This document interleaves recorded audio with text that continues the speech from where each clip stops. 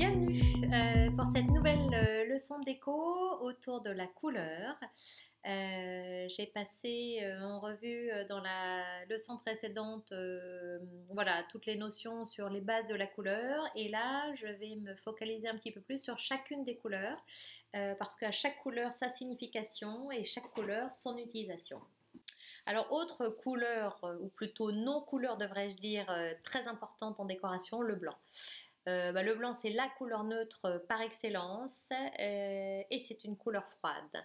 La symbolique du blanc, c'est la pureté, l'innocence et la perfection. Le blanc est la synthèse chromatique de toutes les longueurs d'onde visibles, c'est-à-dire toutes les couleurs.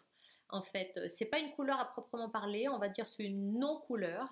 Elle est neutre et elle est donc ni stimulante ni reposante.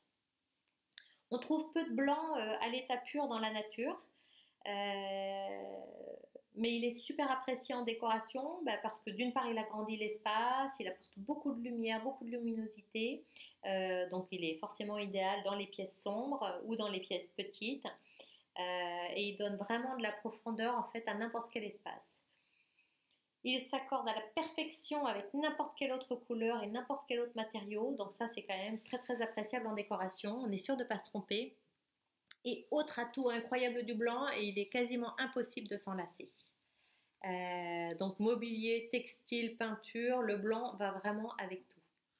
Les nuances de blanc sont infinies, on passe d'un blanc froid avec une touche de bleu à un blanc chaud avec une touche de jaune, à un crème.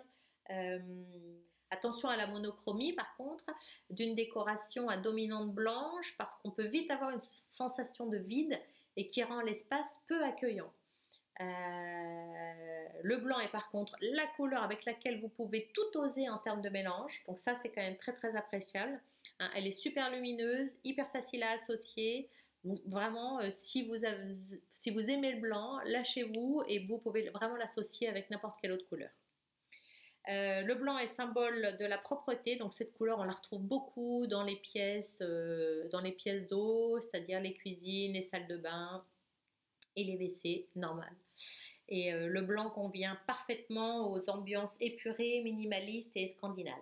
Bon, et les teintes de blanc, là c'est pareil, on va avoir le blanc, les écrus, les beiges clairs, les blancs de lin, de platine, les blancs cassés et les blancs neige. Là aussi, les variantes sont infinies.